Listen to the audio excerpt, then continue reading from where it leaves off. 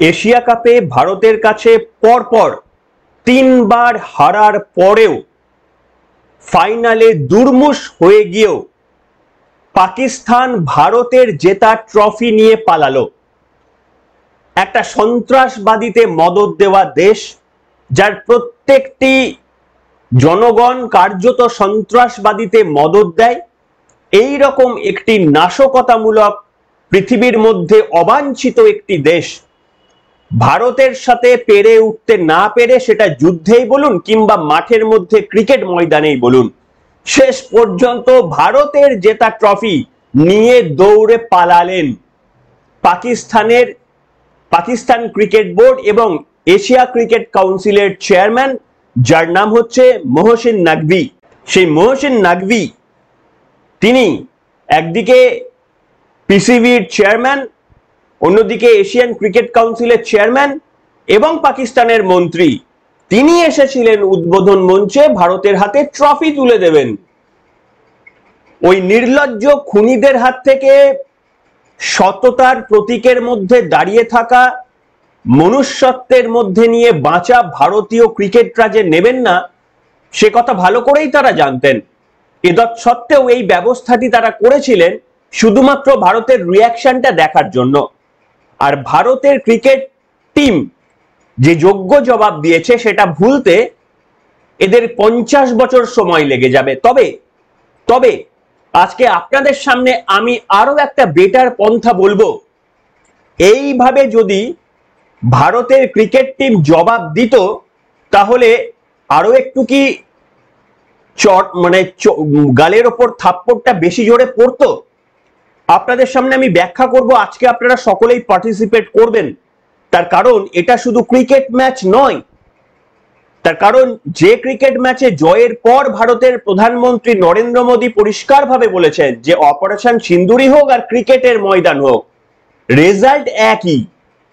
ভারতের একেবারেই প্রধানমন্ত্রীর কাছ থেকে আসা এই মেসেজের পর এইটাকে হালকাভাবে নেওয়ার কিছু নেই। পরবর্তী ভারত পাকিস্তান ম্যাচটা কার্যত ব্যাটেল ফিল্ডের মধ্যে পরিণত হবে, একথা বলাই বাহুল্য। আজকে আপনাদের সকলকে স্বাগত জানাবো আমাদের এই চ্যানেলে। আমি প্রলয় আপনাদের সকলকে জানাচ্ছি স্বাগত প্রত্যেক দিনের মতো। কিন্তু কি অবাক কাণ্ড, রাজ্যের মাননীয় মুখ্যমন্ত্রী মমতা বন্দ্যোপাধ্যায় ভারতের এই ঐতিহাসিক জয় নিশ্চুপ নীরব। যে মমতা বন্দ্যোপাধ্যায় আকাশে মেঘ করলে টুইট করেন, গাছ থেকে পাতা পড়লে টুইট করেন, নেপালের প্রধানমন্ত্রীর পদে চেঞ্জ হয়ে গিয়েছে তা নিয়ে টুইট করেছিলেন রাজ্যের মুখ্যমন্ত্রী। এমনটা নয় যে তিনি দেশের আভ্যন্তরীণ বিষয় ছাড়া টুইট করেন না।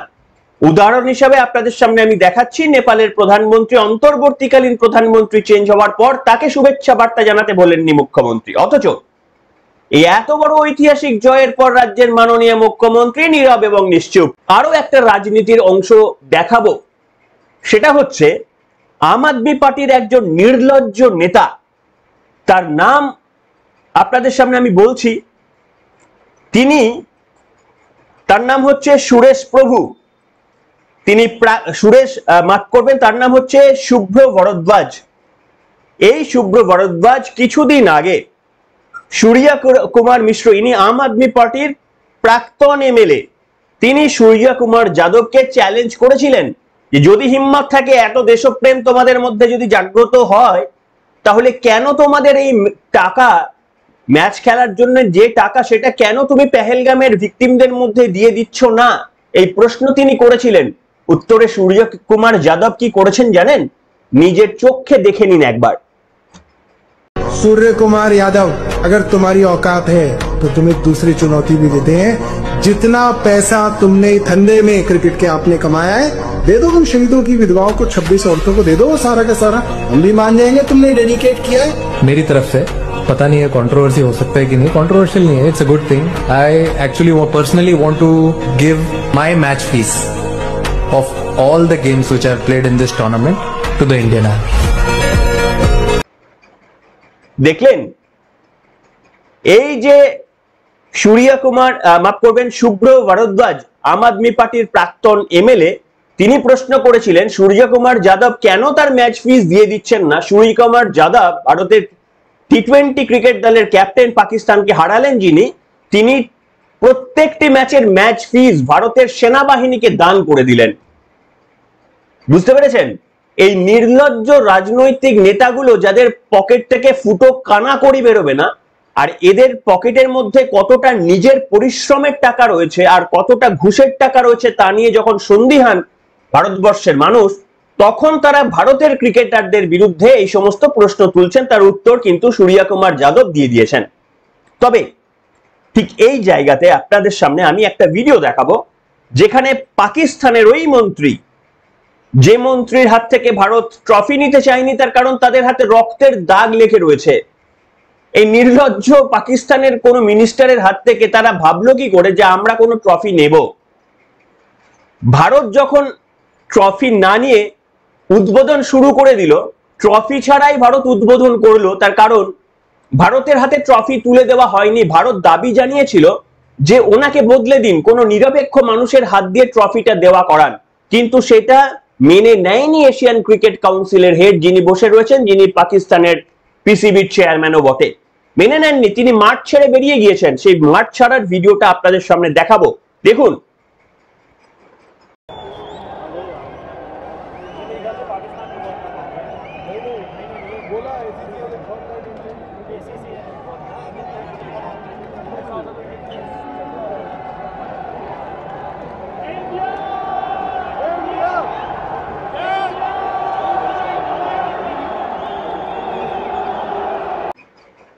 দেখলেন, নির্লজ্জভাবে মাঠ ছেড়ে বেরিয়ে গেলেন। তারপরে একজন কর্মীকে দিয়ে এই ট্রফিটা পর্যন্ত সঙ্গে করে নিয়ে চলে গেলেন।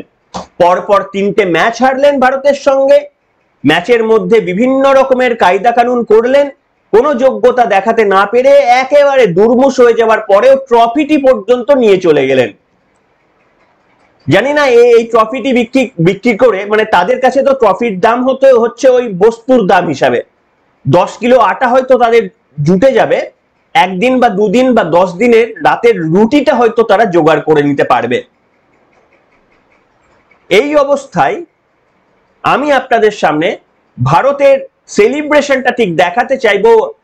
ভারতের দাবি না মেনে একটা নিরপেক্ষ কোনো মানুষের হাত দিয়ে ভারতকে ট্রফি তুলে না দিয়ে ট্রফি নিয়ে মাঠ ছেড়ে বেরিয়ে যাওয়াতে বিসিসিআই তারা ইন্টারন্যাশনাল ক্রিকেট কাউন্সিলের কাছে অভিযোগ জানাবেন এবং এই ট্রফি ফিরিয়ে আনার জন্য যা যা করার সেটা তারা করবেন। তবে ভারতের ক্রিকেট টিম এই ট্রফি ছাড়াই সেলিব্রেশন করেছিলেন, সেই চিত্রটা আরো একবার আমি আপনাদের সামনে এই মুহূর্তে দেখাবো।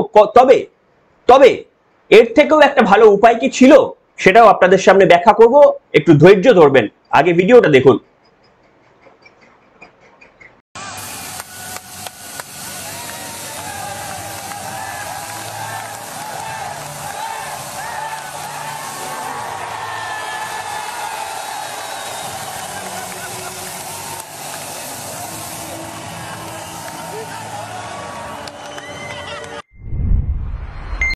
দেখলেন, ট্রফি ছাড়াই সেলিব্রেট করলো ভারত, তার কারণ ওই দুষ্ট গরুর থেকে শূন্য গোয়াল ভালো।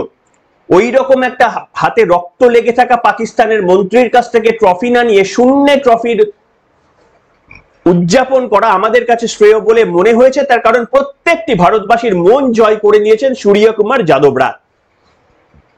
আমরা সকলে অত্যন্ত আনন্দিত। আপনারাও যদি আনন্দিত হন তাহলে প্রত্যেকে কমেন্ট করুন, প্রত্যেকের কমেন্ট চাই। কিন্তু ঠিক এই জায়গায় এসে আমার মনে হয়েছে কি হতে পারত। আমরা তো সাধারণ মানুষ, তারা যেটা করেছেন ওটা বেটার, কিন্তু তা সত্ত্বেও আপনারা একটু শুনে দেখুন আমার বক্তব্যটা। আরো কি একটা উপায় ছিল? এই ট্রফিটাকে মাঠের বাইরে যখন নিয়ে যাওয়া হচ্ছিল তখন ভারতের টিমের কি উচিত ছিল এই ট্রফিটাকে বাইরে না নিয়ে যেতে দেওয়া?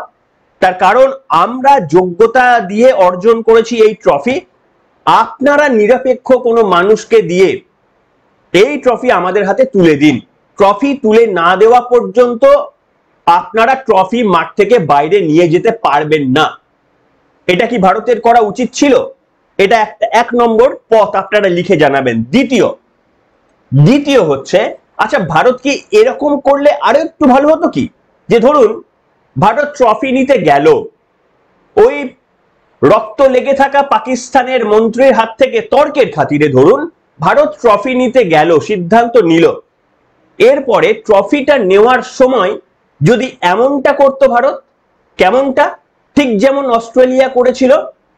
আপনারা দেখে নিন, বছর 15 আগে, আমার এক্স্যাক্টলি ডেট মনে নেই, কোনো একটি ওয়ার্ল্ড কাপ, টি20 বা ওয়ানডে ওয়ার্ল্ড কাপে রিকি পন্টিং এর ক্যাপ্টেন অধিনায়কত্বে এইরকম তিনি করেছিলেন ভারতের সঙ্গে। দেখুন তো এই রকম করলে কি যোগ্য জবাবটা ভারত দিতে পারত? এই পুরনো একটি ভিডিও আপনাদের সকলের মনে রয়েছে, দেখাবো আপনাদের। Thank you very much indeed. So there is Ricky Ponting. Give me the trophy, he's saying, and he's going to get it now. And there it is. The ICC Champions Trophy belongs to Australia. It's the one of the big tournaments that, oh dear, the gentleman in the white suit is being ushered unceremoniously. দেখলেন কিভাবে ভারতের তদানীন্তন, উনি BCCI প্রধান ছিলেন সেই মুহূর্তে, তাকে কিভাবে সরিয়ে দিলেন। রিকি পন্টিং তীব্র সমালোচনা হয়েছিল তাদের অভব্য আচরণ নিয়ে, কিন্তু ভারত আজকে এই ঘটনাটাকে কি রেপ্লিকেট করতে পারত? ভারত কি কোনোভাবে এই একই ধরনের ঘটনা প্রাইজ নিতে গেলেন, কিন্তু এই একই ধরনের ব্যবহার পাকিস্তানের ওই মিনিস্টারের সঙ্গে যদি করতেন, তাহলে কি আরো একটু বেশি টাইট জবাব দেওয়া যেত বলে মনে করছেন? আপনাদের মন্তব্যের আমি প্রতীক্ষায় থাকলাম। তবে যেটা করেছে ভারত, আমি সম্পূর্ণ সহমত। এটা হচ্ছে ওই আফটার ইনসিডেন্ট ঘটে যাওয়ার পর হয় না, মনে হয় যে আরো একটু কিছু হলে ভালো হয়, আরো একটু কিছু হলে ভালো হয়, ঠিক সেই গোছের। আমি আপনাদের সামনে বাবর আজম, মনে থাকবে পাকিস্তানের প্রাক্তন ক্যাপ্টেন, যে বাবর আজম থাকাকালীনও এই বাবর আজমের বিরুদ্ধে বিভিন্ন অভিযোগ উঠত, তিনি নাকি মানে ভারতের সঙ্গে হাত মিলিয়েছেন, ভারতের সঙ্গে খেলতে পারেন না, এরকম প্রচুর, কারণ প্রত্যেকবার তিনিও হারতেন। সেই বাবর আজম মারাত্মক অভিযোগ করেছেন। বাবর আজম অভিযোগ করেছেন হারিস রাউফ, পাকিস্তানের ফাস্ট বোলার, তিনি নাকি রয়ের এজেন্ট। আপনি হাসবেন না কাঁদবেন, পাকিস্তানের এক একটা ক্যারেক্টার হচ্ছে এক একজন জোকার। এই জোকারদের মন্তব্যে হাসবেন না কাঁদবেন। তিনি লিখছেন, আপনারা দেখতে পাচ্ছেন, I request the Pakistan government to open an inquiry on Haris Rauf. He always bowls last 2 overs against India and makes India win. অর্থাৎ তিনি বলছেন, আমি পাকিস্তানের গভর্নমেন্টের কাছে একটা এনকোয়ারি বসাতে বলবো হ্যারিস রাউফের বিরুদ্ধে। তার কারণ হ্যারিস রাউফ প্রত্যেকবার ভারতের সঙ্গে ম্যাচের লাস্ট 2টো ওভার তিনি বল করেন এবং সেটা ভারতকে জিতিয়ে দেন। He did same thing in MCG when I was captain, and today he repeated in the Dubai. বলছেন তিনি, আমি যখন ক্যাপ্টেন ছিলাম মেলবোর্ন ক্রিকেট গ্রাউন্ডে একই করেছিলেন, আর দুবাইও আজও তাই করলেন। Shivam Dubey and Tilak Varma are new players. If he gives runs against them, then he is definitely a raw agent. বলছে তিলক বর্মা এবং শিবম দুবে নতুন প্লেয়ার, তারাও যদি হ্যারিস রাউফকে মেরে রান তুলে নেয়, তার মানে ডেফিনেটলি হ্যারিস রাউফ হচ্ছেন র এজেন্ট। পাকিস্তান কার্যত ছন্ন ছাড়া, আর একটা অসততার পথে যাওয়া দেশ, যাদের মূল মন্ত্র অসৎ, যারা জঙ্গি মনোভাব ছাড়া আর কোনো কিছুতে বিশ্বাস করে না। আপনি সর্বদিক থেকে ভারতের সঙ্গে যদি কল্পনা করে দেখেন, সেটা ভারতের চাঁদে পা দেওয়া থেকে শুরু করে ভারতের শিক্ষা, ভারতের বৈদেশিক নীতি, ভারতের অর্থনীতি, প্রত্যেকটা জিনিসের সঙ্গে যদি কম্পেয়ার করেন, তাহলে এর কোনোটিতে তারা পেরে উঠতে পারে না। আর না পেরে ওই যে হেরে গিয়ে ট্রফি নিয়ে বাড়ি চলে যায়। তবে এই ট্রফি ওদেরকে ফেরত দিতেই হবে, তার কারণ আমরা ইন্ডিয়ান, আমরা টলারেট করি, তার কারণ আমরা সার্কাসটা গোটা পৃথিবীর সামনে দেখাই। নিজের সার্কাস দেখে একরকম আনন্দ, আর এই সার্কাসটা গোটা পৃথিবীকে দেখানোর আরো একটু বেশি আনন্দ। তাই এই যে সার্কাসটা পাকিস্তান করলো, এই সার্কাসটা গোটা পৃথিবীর সামনে আমরা দেখালাম, বিশেষ করে তাদের যারা আসিফ মুনির এবং শাহবাজ শরীফকে খুব কাছে নিয়ে হোয়াইট হাউসে বসে ভারতের বিরুদ্ধে 50%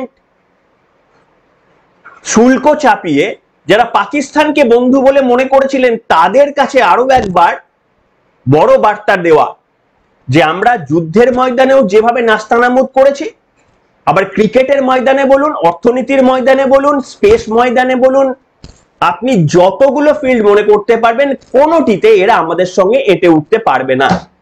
তাই আজকের পর্বে জয় হিন্দ, জয় ভারত।